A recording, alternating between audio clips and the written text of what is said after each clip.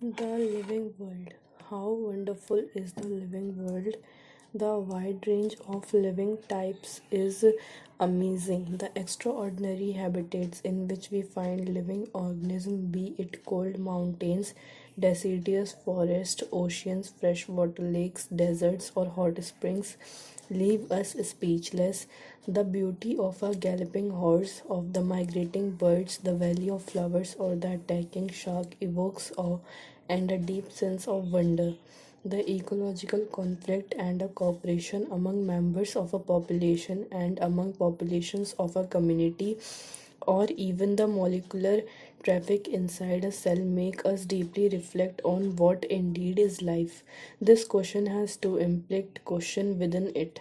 The first is a technical one and seeks answer to what living is as opposed to the learned living, and the second is a philosophical one and seeks answer to what the purpose of life is. As scientists, we shall not attempt answering the second question. We will try to reflect on what is living. Diversity in the living world. If you look around, you will see a large variety of living organisms, be it potted plants, insects, birds, your pets, or other animals and plants. There are also several organisms that you cannot see with your naked eye, but they are all around you. If you were to increase the area that you make observation in, the range and variety of organisms that you see would increase. Obviously, if you were to visit a dense forest, you would probably see a much greater number and kinds of living organisms in it. Each different kind of plant, animal, or organism that you see represent a species. The number of species that are known and described range between 1.7 to 1.8 million. This refers to biodiversity, or the number and types of organisms present on Earth. We should remember here that as we explore new areas and even old ones, new organisms are continuously being identified. As stated earlier, there are millions of plants and animals in the world. We know the plants and animals in our own area by their local names. These local names would vary from place to place, even with the country. Probably you would recognize the confusion that would be created if we did not find ways and means to talk to each other to refer to organism we are talking about. Hence, there is a need to standardize the naming of living organism such that a particular organism is known by the same name all over the world. This process is called nomenclature. Obviously, nomenclature or naming is only possible when the organism is described correctly and we know to what organism the name is attached to. This is identification. In order to facilitate the study, number of scientists have established procedures to assign a scientific name to each known organism. This is acceptable to biologists all over the world. For plants, scientific names are based on agreed principles and criteria, which are provided in International Code for Botanical Nomenclature (ICBN). You may ask, how are animals named? Animal taxonomists have evolved International Code of Zoological Nomenclature (ICZN). The scientific names ensure that each organism has only one name. Description of any organism should enable the people in any part of the world to arrive at the same name. They also ensure that such a name has not been used for any other organism. Biologists follow universally accepted principles to provide scientific names to known organisms. Each name has two components, the generic name and the specific epithet. This system of providing a name with two components is called bionomical nomenclature. This naming system given by Carolus Linus is being practiced by biologists all over the world. This naming system using a two-word format was found convenient. Let us take the example of mango to understand the way of providing scientific name better. The scientific name of mango is written as Mangifera indica. Let us see how it is a bionomical name. In this name, Mangifera represents the genus, while Indica is a particular species. or a specific epithet. Other universal rules of nomenclature are as follows. First, biological names are generally in Latin and written in italics. They are Latinized or derived from Latin irrespective of their origin. Second, the first word in a biological name represents the genus, while the second component denotes the specific epithet. Third, both the words in a biological name, when handwritten, are separately underlined or printed in italics to indicate their Latin origin. Fourth, the first word denoting the genus start with the capital letter while the specific epithet start with a small letter. It can be illustrated with example of Mangifera indica. Name of the author appears after the specific epithet, that is at the end of the biological name, and is written in an abbreviated form. Example Mangifera indica Linn. It indicates that this species was first described by Linnaeus. Since it is nearly impossible to study all the living organisms, it is necessary to devise some means to make the possible.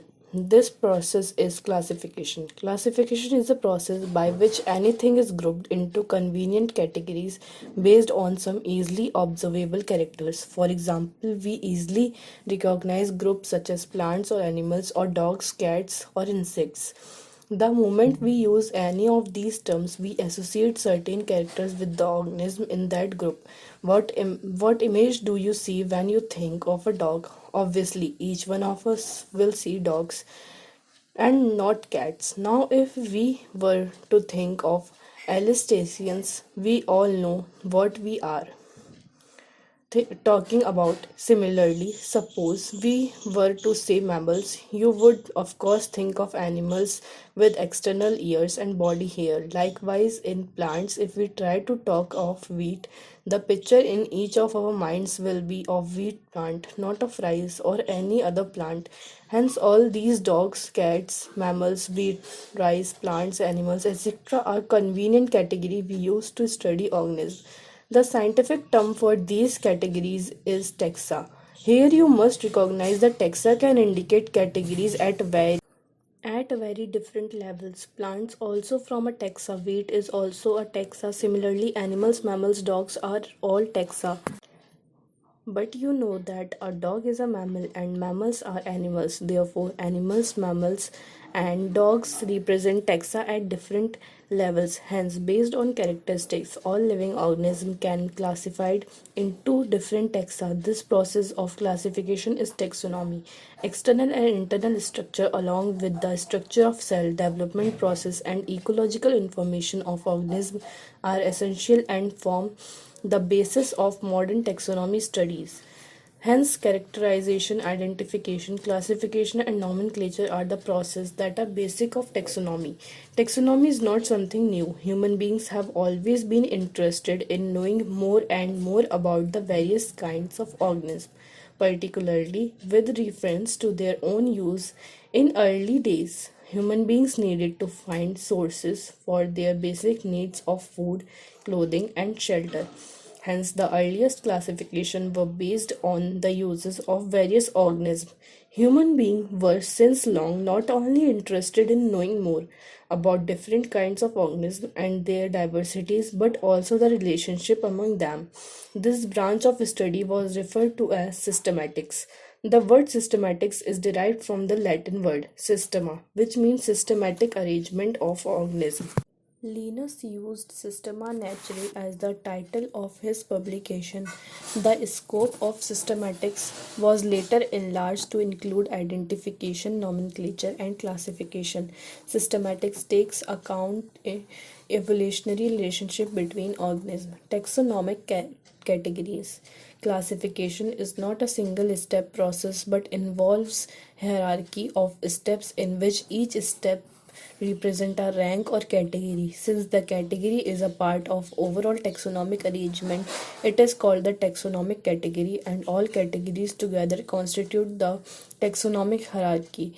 Each category referred to as a unit of classification in fact represents a rank and is commonly termed as taxon. Taxonomic categories and hierarchy can be illustrated by an example. Insects represent a group of organisms sharing common feature like three pairs of jointed legs. It means insects are recognizable concrete objects which can be classified and thus were given a rank or category. Can you name other such group of organisms? Remember, groups represent category. Category further donates rank. Each rank or taxon in fact represent a unit of classification. These taxonomic groups categories are distinct biological entities and not merely morphological aggregates.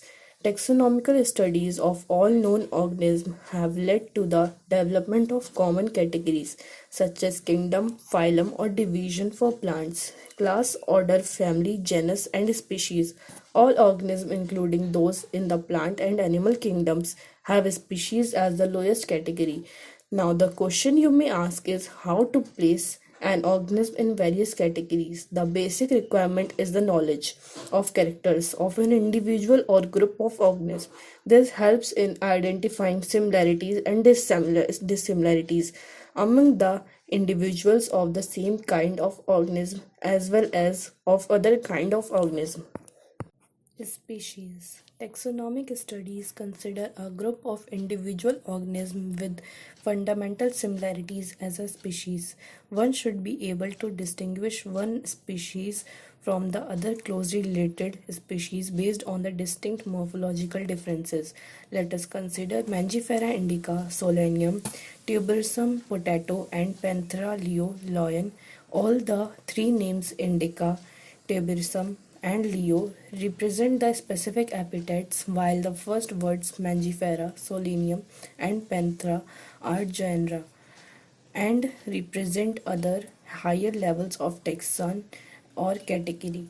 Each genus may have one or more than one specific epithets representing different organisms but having morphological similarities. For example, Panthera has another specific epithet called tigris, and Solanium includes species like Nigerium and Melongia.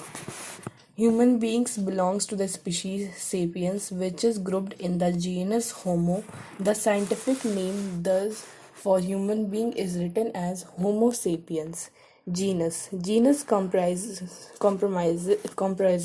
a group of related species which has more characters in common in comparison of species of other genera. We can say that genera are aggregates of closely related species. For example, potato and brinjal are two different species but both belong to the genus Solanium. Lion, Panthera leo, leopard, P. paridus, and tiger, P. tigris, with several common features, are all species of genus Panthera. This genus differs from another genus Felis, which includes cats. Family. The next category, family, has a group of related genera with still less number of similarities as compared to genus and species. Families are plant families are characterized on the basis of both vegetative and reproductive feature of plant species. Among plant, for example, three different genera Solanium, Petuna, and Datura are placed in the family Solanaceae. Among animals, for example, genus Panthera comprising lion, tiger, leopard is put along with genus Felis, cats, in the family Felidae. Similarly, if you observe the feature of a cat and a dog, you will find some similarities and some differences as well. They are separated into two different families, Felidae and Canidae, respectively. Order. You have seen earlier that categories like species, genus, and families are based on a number of similar characters. Generally, order and other higher taxonomic categories are identified based on the aggregates of characters. Order, being a higher category, is the assemblage of families which exhibit a few similar characters. The similar characters are less in number as compared to different genera included in a family. Plant families like Convolvulus Solanaceae are included in the order Polymelales, mainly based on the floral characters. The animal order Carnivora includes families like Felidae and Canidae. This category Class. This category includes related orders, for example, order Primata, comprising monkey, gorilla, gibbon, is placed in the class Mammalia, along with order Carnivora that includes animals like tiger, cat, and dog. Class Mammalia has other order also. Phylum. Classes comprising animals like fishes, amphibians, reptiles, birds, along with mammals constitute the next higher category called phylum. All these based on the common feature like presence of notochord and dorsal hollow neural system are included in phylum Chordata. In case of plants, classes with a few similar characters are assigned to a higher category called division. Kingdom. All animals belong to various phyla are assigned to the highest category called kingdom Animalia in the classification system of animals. The kingdom Plantae, on the other hand, is distinct and comprises all plants from various divisions. Henceforth, we will refer to these two groups as animal and plant kingdoms. The taxonomic categories from species to kingdom have been shown in ascending order, starting with species in figure 1.1. Species, genus, family, order, class, phylum or division, then kingdom. These are broad categories, however, taxonomists have also developed subcategories in this hierarchy to facilitate more sound and scientific placement of various taxa. Look at the hierarchy in figure 1.1. Can you recall the basis of arrangement? Say, for example, as we go higher from species to kingdom, the number of common characteristics goes on decreasing. Lower the taxa, more are the characteristics that the members within the taxon share. Higher the category, greater is the difficulty of determining the relationship to other taxa at the same level. Hence, the problem of classification becomes more complex. Table 1.1 indicates the taxonomic categories to which some common organisms like housefly, man, mango, and wheat belong. Table 1.1 organisms with their taxonomic categories. Common name man, housefly, mango, wheat. Biological name Homo sapiens, Musca domestica, mango, Mangifera indica, wheat, Tritium aestivium. Genus Homo, Musca, Mangifera, and Tritium. Family Hominidea, Muscida, Anercidaceae or Poaceae. Order Primata, Dipteria, Sapindales, and Poales. Class Mammalia, Insecta, Dicotyledon, and Monocotyledon. Phylum or division Chordata, Arthropoda, Angiospermae, and Angiospermae.